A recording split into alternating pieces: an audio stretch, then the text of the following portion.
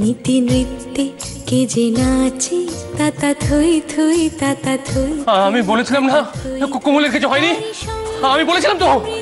কোমল কোথায়? পিছিয়ে শোনো, পিছিয়ে তুমি পিছিয়ে শুনতে পাচ্ছ কোমলের গলা? কোমল তারি সঙ্গে কি মৃদঙ্গে সদা বাজে তাতা থই থই তাতা থই থই তাতা থই থই। মম চিত্তে নীতি নৃত্যে কে যে নাচে তাতা থই থই তাতা থই থই তাতা থই থই।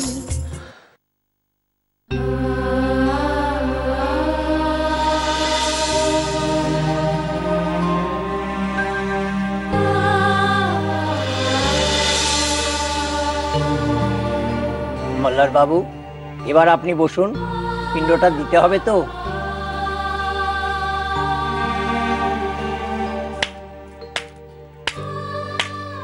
বাহ মল্লার বাবু বাহ।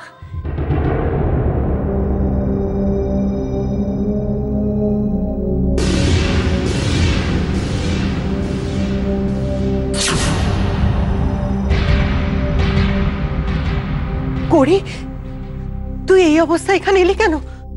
আমার আর কি অবস্থা মা, কোমলের যা অবস্থা তার পাশে তো আমার অবস্থা কিছুই না। আজ যদি আমি এখানে না আসতাম তাহলে জানতেই পারতাম না যে আমার বোনের মৃত্যু নিয়ে এখানে কত বড় একটা নাটক চলছে। তুই এই সমস্ত কি বলছিস করি? কি বলছি মা? আর তোমাকে দেখে এরকম টেন্স লাগছে কেন? কাদেরকে সম্মান দিতে চাইছো তুমি? এই এদেরকে?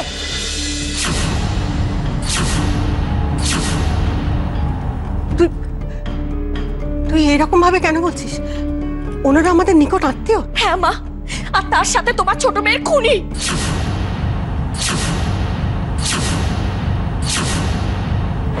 করি, তুমি কি বলছো এসব? শুনে মনে হচ্ছে খুব অবাক হচ্ছে। করি প্লিজ কন্ট্রোল ইয়োরসেলফ। ওনারা যাই করে থাকুন না কেন, ওনারা তোমার গুরুজন। আমি মানি না, আমি মানি না যে ওনারা আমার গুরুজন। বাড়ির প্রত্যেকে মিলে আমার বোনকে খুন করেছে, আমি তাদেরকে আমার গুরুজন বলে মানি না। করি, করি, আমাদের মাথা ঠিক নেই। তুমি এমন কিছু বলো না যাতে আমাদের মুখ দিয়ে দুটো খারাপ কথা বেরিয়ে যায়, প্লিজ। কিচ্ছু যায় আসে না, কিচ্ছু যায় আসে না তাতে আমার। কারণ আমি জানি যে আপনারা আমার উদ্দেশ্যে 3-4টে খারাপ কথা বলবেন, সেটা আমি জেনে এসেছি। আর আপনাদেরকে কি বলবো, যারা বাড়ির বউকে মেরে ফেলেছে তারা সবকিছু করতে পারে।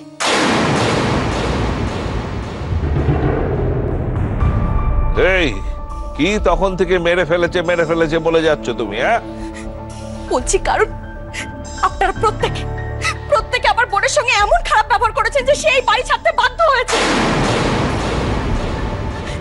আর এই বাড়ি থেকে বেরিয়ে যাওয়ার কারণে আমার বোনের এত বড় অ্যাক্সিডেন্ট হলো। আমার বোনকে মেরে ফেলার জন্য আপনারাই দায়ী।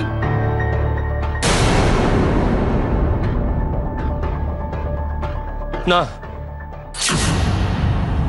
আমি হাত জোর করে তোমার কাছে বলছি করি, তুমি এই দোষারোপটা আমাদের উপর দিও না। শুনতে ভালো লাগছে না আপনাদের? হ্যাঁ, ভালো লাগছে না শুনতে? নাকি সত্যিটা সহ্য করতে পারছেন না? এখন তো আপনাদের সকলকে একসুরে কথা বলতে দেখে মনে হচ্ছে আপনারা সকলে ষড়যন্ত্র করে আমার বোনকে খুন করেছেন। করি, তুই যদি না চুপ করিস তাহলে সকলের সামনে তোকে আমি একটা চড় কষাবো। তুমি আমাকে মারলে মারো মা, কিন্তু সত্যিটা কখনো বদলাবে না। করি, এটা একটা দুর্ঘটনা, এর পেছনে কারো হাত নেই রে, কারো হাত নেই। কোমল যেমন তোর বোন, এমনি তো আমারও মেয়ে। আমি মেনে নিতে পারছি আর তুই পারছিস না। পারবো না মা, আমি মেনে নিতে পারবো না। কারণ তোমরা ভালো বলে তোমরা মেনে নিয়েছো, আমি খারাপ তাই আমি মানতে পারবো না। করি, বাড়ি চল। না শুভ, আগে এই শ্রাদ্ধ বন্ধ হবে, তারপর আমি বাড়ি যাব। হাত জোর করে তোমাকে বলছি, আগে শ্রাদ্ধটা শেষ হতে দাও, তারপরে আমরা তোমার কথা শুনবো। দোহাই তোমার মুখটা তুমি বন্ধ করো করি। এই শ্রাদ্ধটা তো পুরোটাই নাটক, এটা শেষ করে কি আছে? নাটক হয়েছে তোমার? কি সব বলছো তুমি? কি নাটক? যা বলছি ঠিকই বলেছি, কারণ আপনারা জানেন যে আপনারা পাপ করেছেন, আর সেই পাপের প্রায়শ্চিত্ত করার জন্য আপনারা এসব করছেন।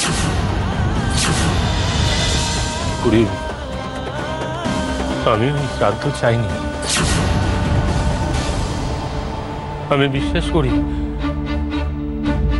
আমার কোমল বেঁচে আছে।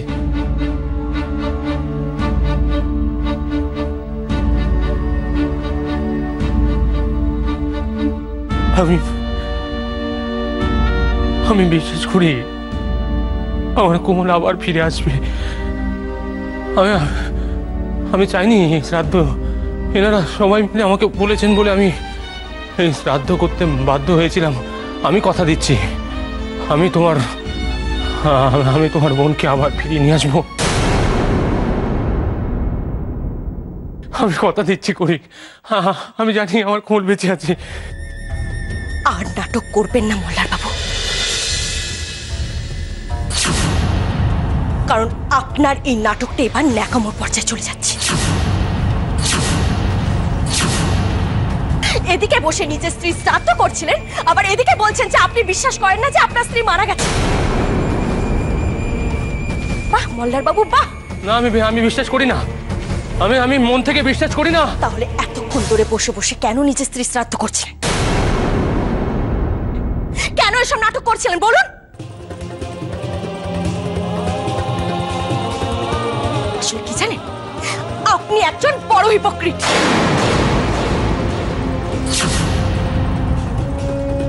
আপনার মতো মানুষ আমি জীবনে দেখিনি। প্লিজ করি, চুপ করো এবার। কোমল মরে বেঁচে গেছে, আপনার মতো একজন মানুষের কাছে থাকলে কোমল এমনি মারা যায়।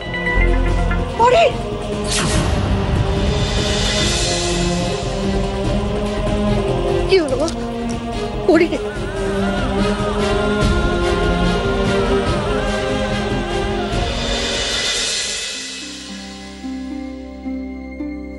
ম্যাডাম, এ কি আপনি হঠাৎ? আপনার জন্য খাবার এনেছি। আবার এসবের কি দরকার ছিল? আপনি আমাদের জন্য এত কিছু করতে পারেন, আমি আপনার জন্য এটুকু করতে পারবো না? আমি কি করলাম? যে করে সে জানে না। আর আপনি বাচ্চাদের জন্য গান করেছিলেন, ওদের তরফ থেকে থ্যাংক ইউ। নিন, আসুন হাতটা ধুয়ে নিন, আসুন।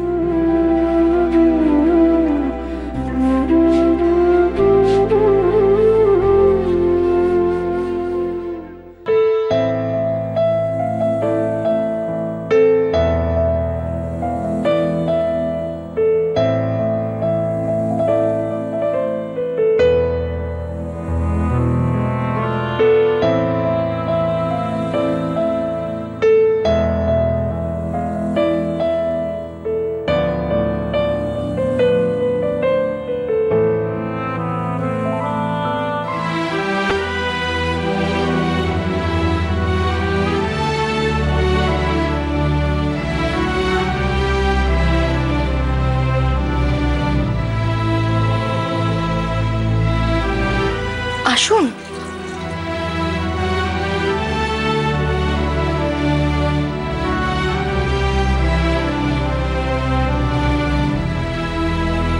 বসুন।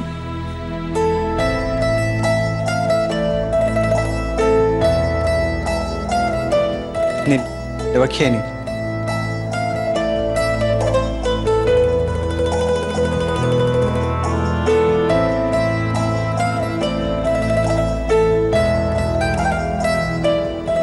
আপনি খেয়েছেন? হ্যাঁ।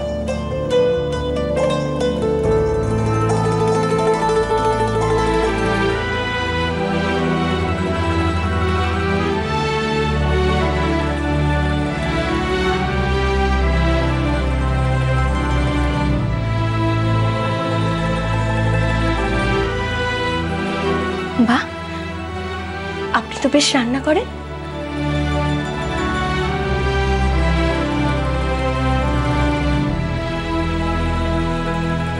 এরকম ভাবেই আমার সামনে বসে থাকবেন আপনি, কিন্তু কিন্তু কতদিন? আপনি তো ফিরে যাবেন, সেটা যেন না হয়।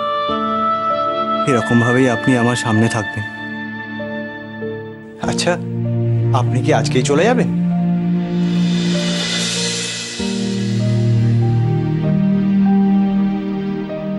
আমি তাহলে আপনাকে ছেড়ে দিয়ে আসবো। না, এখনই যাব না, আর কটা দিন থাকি, পুরোপুরি সুস্থ হয়ে উঠলে তারপর দেখব।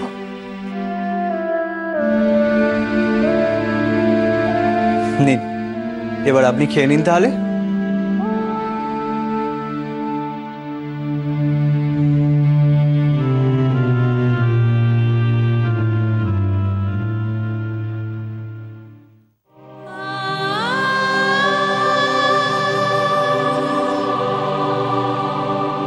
আমি ওই সংসারে আর ফিরবো না। আমি ওদের কাছে যখন মরেই গেছি, তখন মরেই থাকবো।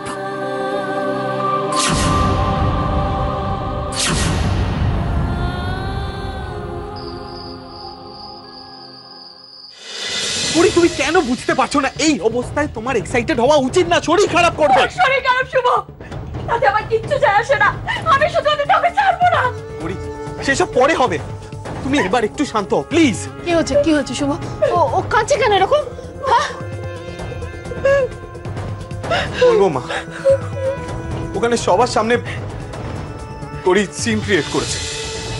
আপনারা প্রত্যেকে আমার বোনের সঙ্গে এমন খারাপ ব্যবহার করেছেন যে সেই বাড়ি ছাড়তে বাধ্য হয়েছে।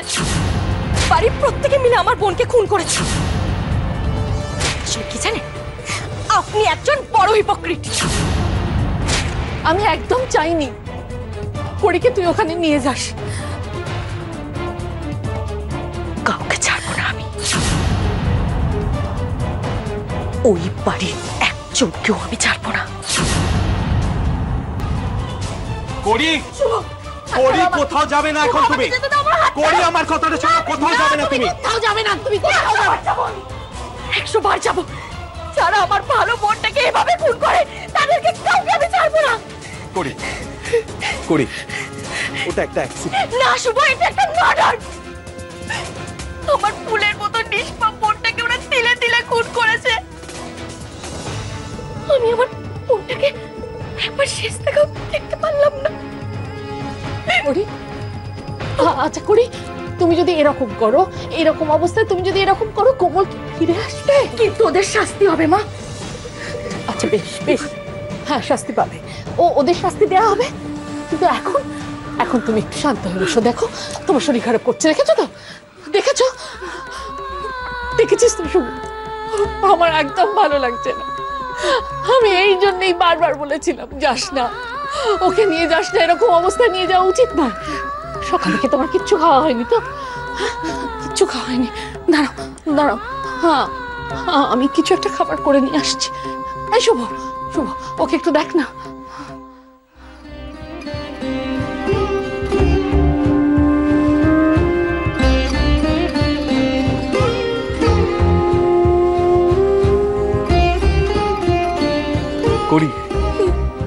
করি আমি তোমার মনের কথাটা বুঝতে পারছি, কিন্তু এই অবস্থায় তোমার এতটা এক্সাইটমেন্ট ভালো নয়।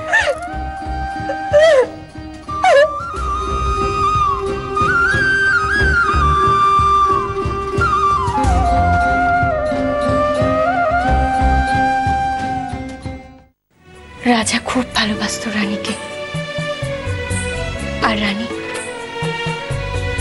রানীও রাজাকে ভীষণ ভালোবাসতো। তাহলে রাজা রানীকে বিশ্বাস করলো না কেন? একটু চুপ করতো, তুমি গল্প বল। তারপর রানী রাজকন্যা রাজপুত্রকে ছেড়ে রাজ্যের বাইরে বেরিয়ে গেল। তারপর রাজপুত্র আর রাজকন্যার কি হলো? রাজপুত্র আর রাজকন্যাকে রাজাই সামলাতে লাগলো। আর রানী রাজ্য ছেড়ে এসে পড়ল এক রূপকথার দেশে।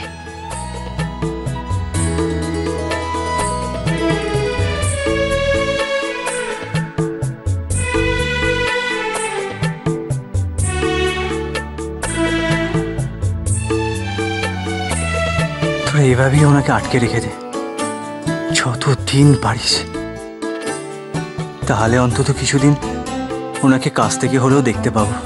তারপর কি হলো?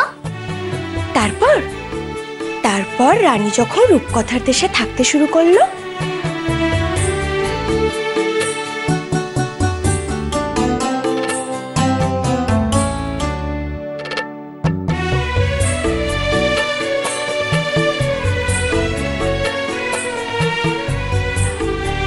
ওই মেয়েকে পেয়ে বাচ্চারা কত খুশি আছে বল। উনি তো খুশি আছেন বাচ্চাদের পেয়ে, কিন্তু জানিস তো এই খুশির মাঝেও আমার একটা চিন্তে মনের মধ্যে দানা বাঁধছে। ওই মেয়েকে তো একদিন না একদিন ওর ঘরে ফিরতে হবে। তখন এই কচি কচি বাচ্চাগুলোর কি হবে একবার ভেবে দেখেছিস?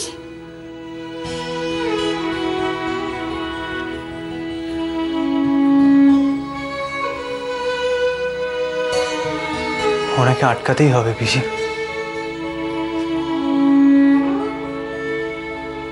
কিন্তু বাবা, এটা কেমন করে সম্ভব হবে বল? জানি না, কিন্তু যেমন ভাবেই হোক ওনাকে আটকাতেই হবে।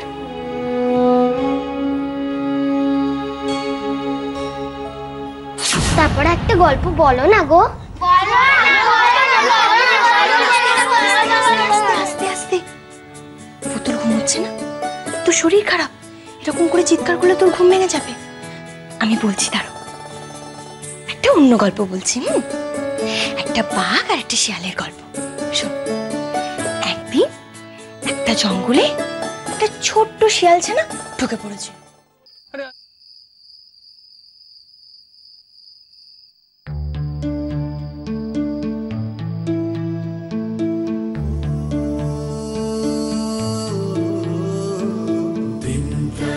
কোমল, কোমল, কোমল তুমি এসেছো? আরে আমি তো জানতাম তুমি আসবে। জানো তো বাড়ির কেউ বিশ্বাসই করছে না যে তুমি বেঁচে আছো। কেন?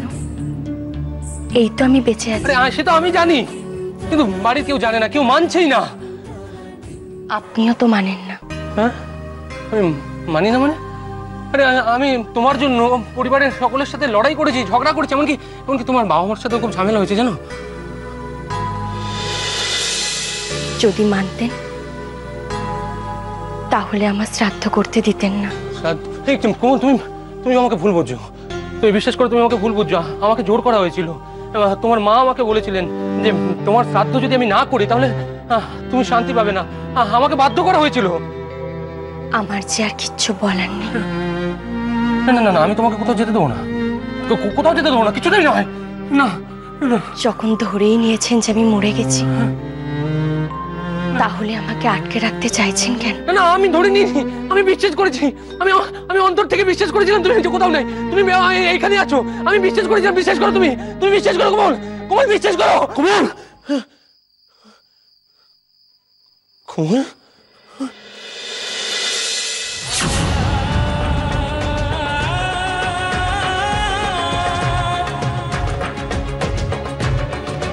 আমার কোমল বেঁচে আছে, আমার কোমল বেঁচে আছে, আমি নিশ্চিত আমার কোমল বেঁচে আছে।